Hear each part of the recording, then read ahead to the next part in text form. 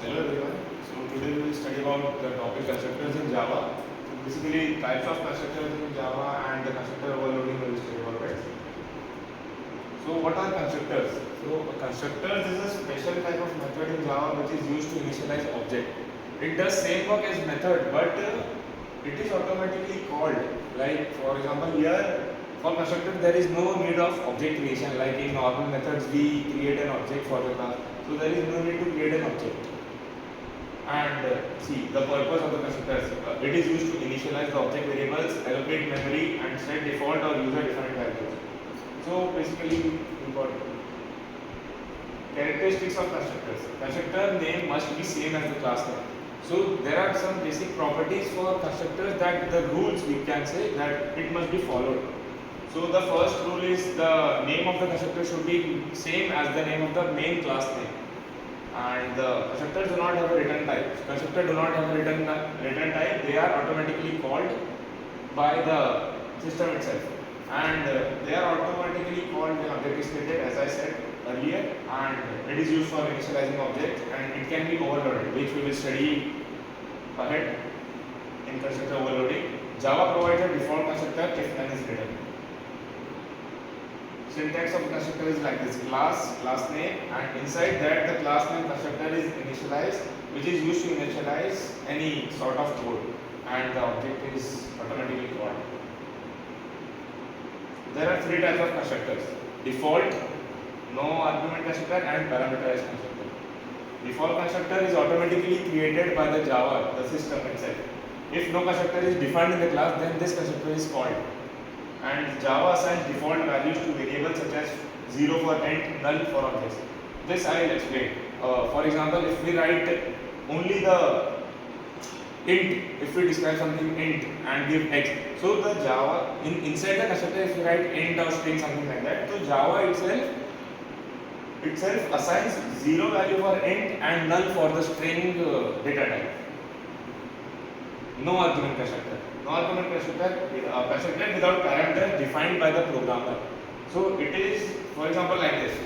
If we write no argument constructor inside a code, like we have to write without any type of argument like int or anything inside this argument. We give argument inside this bracket. So this is the type of for that program will be animals eating parameterized constructor. In this type of constructor, we use arguments in the inside the constructor for multi-level inheritance. So the constructor that accepts In multi-level inheritance, there is grandparent class. This grandparent class is the main class in this whole program. Then the parent class accepts the properties of grandparent class with using keyword extends. And in the third class, child class, the class will acquire the properties of, for example, we write a bank program. In that bank program, we write different constructors named as like account, deposit, withdraw, like those type of. So we create different constructors for each method to call the different methods. So we use different types of constructor, but giving different arguments in each of them. For example, in that withdraw one constructor, we will give like to give money, to accept money by the system that way, and to deposit we give like the money, like the system allows the money to be withdrawn by the person. Java decides which constructor to call based on the arguments. In the main method, as you know, we call constructor, like we don't create an object, but for parameterized constructor which we use in constructor overloading, we have to give several parameters. So on that basis, it decides which constructor to call on the basis of arguments. Example of constructor overloading, like for example, these three types of things we can do. Student, which has no arguments, that is also known as no argument constructor, and this has only one argument and this has two. So both of their meanings changes. Each constructor initializes the object differently. Advantages of constructor overloading: multiple ways to create objects, improves readability, allows different initialization methods, makes programs flexible. So it it makes easy for the usage of different types of, and it is also very important for the security purposes in the banks and in the systems and in the education systems. Constructor versus method. Constructor versus method, we can say that constructor has the same name, while method we can give any name. But constructor should have same name as of class name, and in constructor there is no return type, and it is called automatically. There is no need of object creation as we studied earlier. And in method it must have return type, and it is called manually according to our need.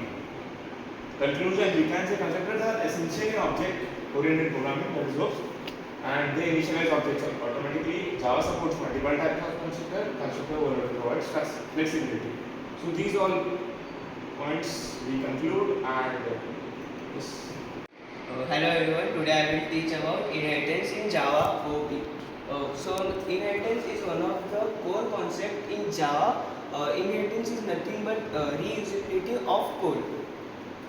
So basic definition is inheritance is the concept in Java where one class will acquire the behavior and properties of first class. Means in like humans, child acquires the behavior and properties of their parents. Just like that, in code, the child class will acquire the properties of parent class. Class whose properties will be inherited is called parent class, and the class that inherits the property is called child class. There are mainly three types: single inheritance, multi-level inheritance, and hierarchical inheritance. In single inheritance, there is only one child class will acquire the properties and behavior of one parent class. Sure. So in second, the multi-level inheritance. In multi-level inheritance, the parent class will acquire the properties and behavior of grandparent, and the child class will acquire the properties and behavior of parent class. This is the third type of inheritance, in which there is only one parent class and multiple child classes. Means there will be only main parent class, and there can be multiple child classes which will acquire the properties and behavior of one parent class. This is the example of single inheritance. This is the main parent class where class name is animal, and method name is eat. So this is the main parent class, and this is the child class will acquire the properties and behavior of parent class. So class name is dog, extends animal. Extends is very important. If you don't write this keyword extends, the child class will not acquire the properties or behavior of his parent class. So the system dot out dot println dog is barking. So after this, the main class we will nothing but make the object creation of child class and parent class. So for this program, the output will be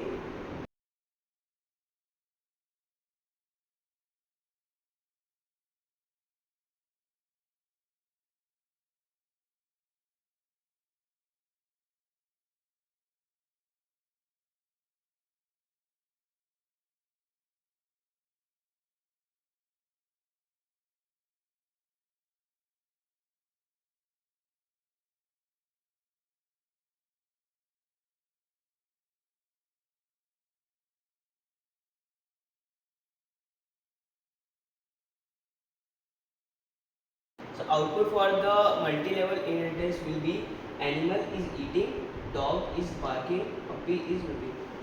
The third type is hierarchical inheritance. In this type, the main class will be parent class, and this parent class will have two main classes.